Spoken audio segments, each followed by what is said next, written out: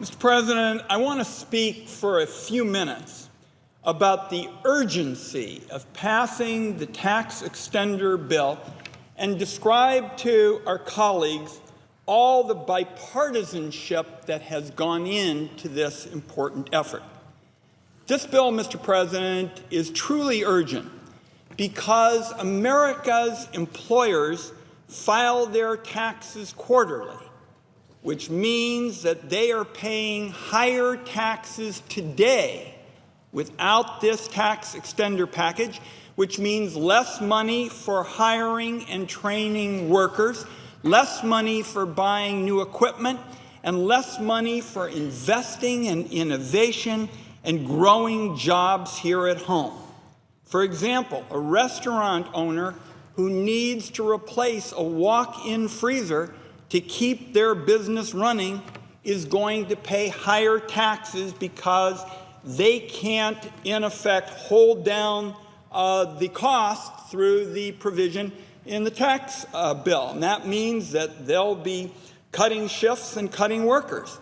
And this bill is just as urgent for millions of other American families. For example, a family with a college student who's registering for summer school this week and who's going to lose a tuition tax break. And homeowners whose place is now worth less than they paid for it. They finally caught a break recently from their lender, and without this legislation, they would face now a real tax increase on phantom income. So that's why this bill is so timely, so urgent, Mr. President. And now I'm going to spend just a few minutes talking about the extraordinary bipartisan team effort that went into putting this legislation, getting it through the Finance Committee and bringing it to the Senate floor. And the process began almost immediately after Chairman Baucus went to China, when my staff and I began working with Senator Hatch and his staff, as well as other committee members on both sides of the aisle. We recognized that this would not be an easy bill to write. So Senator Hatch and I agreed to limit the focus of the legislation to tax extenders, the stop-and-go tax policies that we both think should end with comprehensive tax reform. And after a lot of sweat equity put in by Democrats and Republicans on the committee, I introduced the Expire Act. And that was the beginning of the bipartisan odyssey to make sure that this bill was passed and passed quickly so as to deal with those urgent needs I described. Before the committee met for a markup, senators offered 93 amendments, including 36 from Republicans. My team and I worked with both sides of the committee to incorporate 13 amendments into a modified bill. 11 of them had Republican sponsors or co-sponsors. Then, when the committee got together for markup, there were additional amendments. 7 more were approved, including 3 then from Republicans. So this bill, Mr. President, is thoroughly bipartisan. The committee held to the agreement that Senator Hatch and I struck to keep the focus on tax extender policies. And I want to make one thing very clear. Those bipartisan amendments, the ones we've already included, have made the legislation better. And if you really want the best proof, look at the amendment offered by our colleagues, Senator Roberts and Senator Schumer, a Democrat and a Republican. It did important work to strengthen the tax credit for research and development. And by the way, this bipartisan amendment built on another bipartisan idea, first-rate idea from Senator Coons and Senator Enzi to improve the credit, in particular to make it more attractive for the small businesses, those businesses starting in a garage across the country. And it would allow innovative startups to use the R&D credit to help pay their employees' wages. So this is just smart policy. It's not Democratic policy or Republican policy. It's smart policy because it encourages American innovation, the engine of economic progress, and makes that engine stronger than it is today. And it's going to make it easier for young companies to hire new workers. And it's exactly the kind of bipartisanship that the country is making it clear it's hungry for. Now, there are other bipartisan examples I could cite. They'd all prove the same point. But I want to wrap up by saying now the Senate has the chance, using exactly that procedure, to make the bill even stronger.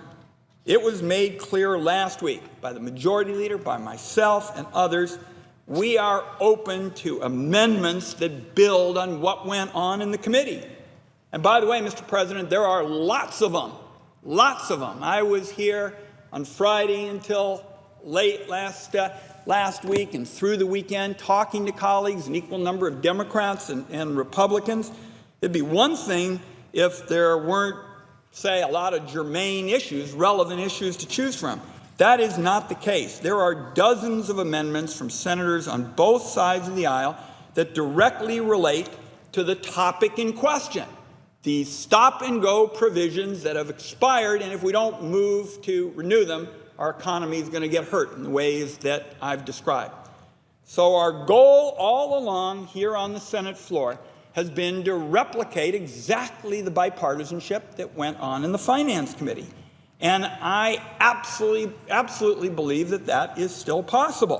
And that's why I described, as soon as the vote was cast last week, I spent the weekend looking for a bipartisan pathway. We had encouraging calls over the weekend indicating that both sides of the aisle wanted to work together to make progress. We had additional conversations about this through the week. Some senators were concerned that they wouldn't have a chance to offer any amendments, whether they focused on extenders or not. But as I said then, I repeat now, I am open to hearing from colleagues on both sides of the aisle about their amendments. And I guess I can keep repeating it again and again, Mr. President, but I hope that the point is getting through. I guess if I had brought a billboard to the floor, as sometimes people do, the billboard would say, "Bring on the amendments," in big capital letters. So I'll wrap up by saying I know that the bill is not exactly the legislation every senator wants. And by the way, if I had had my first choice, Mr. President, we'd be working on comprehensive tax reform rather than the extenders. But it hasn't been possible to do that. So today, the Senate needs to focus on the urgent business at hand, and that is making sure our people don't get punished. If the Senate doesn't act on this, Mr. President, we would be punishing veterans who come home looking for jobs. We would punish innovators. We'd be punishing small businesses, punishing those homeowners who are underwater on their mortgages, punishing the students with the mountains of debt.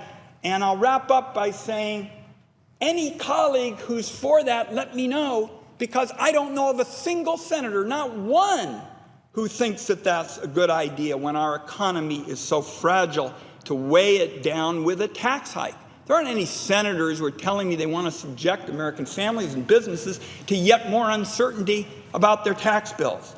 So our legislation, our bipartisan legislation, would keep that from happening. It's absolutely essential that the Senate come together in a bipartisan way, build on exactly what we did in the Senate Finance Committee, get this legislation across the goal line. And with that, Mr. President, I yield the floor.